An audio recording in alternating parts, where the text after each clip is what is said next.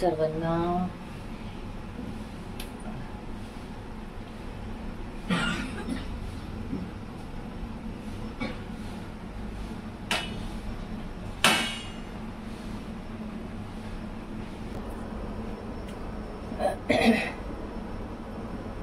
तर आता एक जण थोडा बरा झाला, दुसरा एक जण आला आता माझ्यावरती घेतलाय.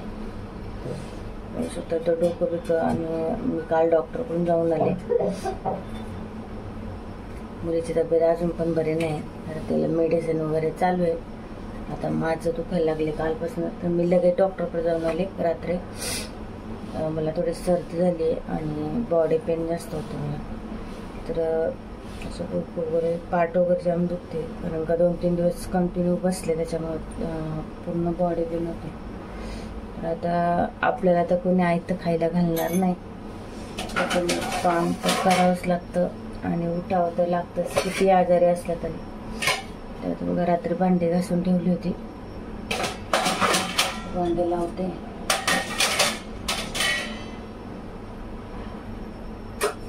परत लय म्हणजे हा पाऊस पण असा आहे ना, या पावसाने खरं म्हणलं तर आजार यायला लागलेत जाम. म्हणजे अशी कधी कधी अचानक थंडी पण लागते, अचानक असं हे पण होते. सर्दी काल गोळ्या घेतल्या, त्याच्यामुळं सर्दी पण अशी घट्ट झाली. सर्दी घट्ट झाली ना तर माझ्या डोक्यात जाती, डोकं जास्त दुखायला लागतं.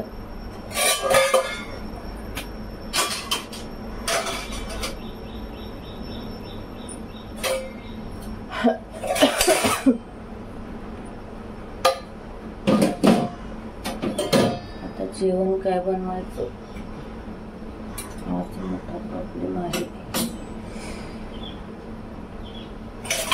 भाजी काय बनवायची, जेवण काय बनवायचं.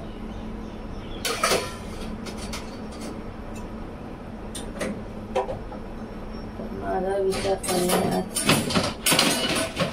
थोडीशी खिचडी बनवते ना.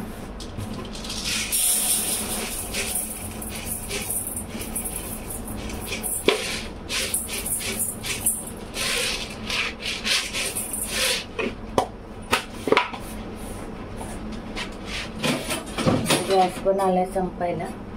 गॅस कधी जागा देईल ते पण नाही सांगतो.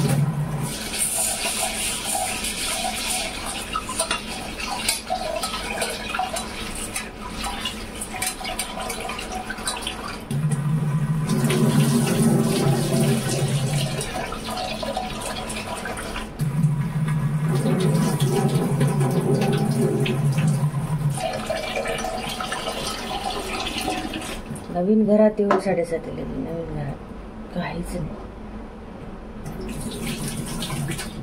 मला या घरात आल्यापासून असं प्रसन्न नाही वाटत.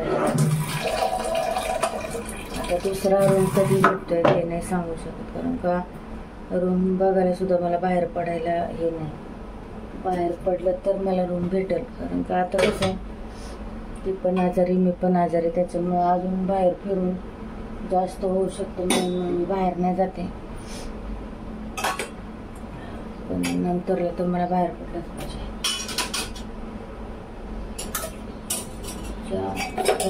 जाम असं बेकार.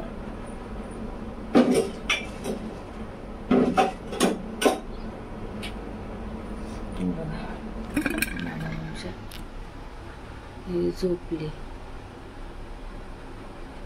बघा, इथंच मांडणी, इथंच लगेच बाजूला टॉयलेट बाथरूम. मला जाम घाण वाटतं.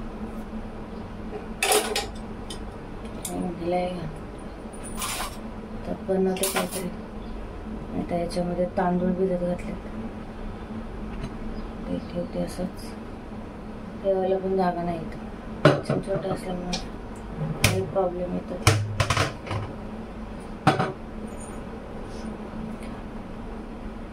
प्यायला दिलेलं आहे, कारण का ORS आणि शरीरातलं पाणी कमी होतं ना, त्यामुळे एनर्जी येते. ते मुलीला दिलं होतं, 4-5 प्यायला दिले.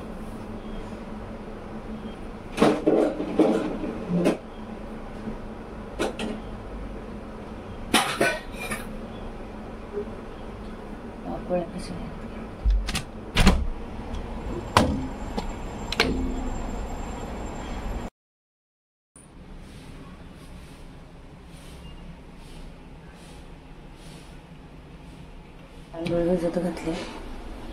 आता मला इथं गॅस बघू शकता, मी रात्रीचाच क्लीन करून ठेवते. मला आता इथंपर्यंत पाणी गरम करायचं आहे, एक साईडला दूध गरम करायचं. इथं कुकर आहे बघा, एवढीशी जागा आहे, पाण्याचं आहे, मटका आहे, बस एवढीच जागा आहे किचनची. एवढं किचनमध्ये काहीच होत नाही.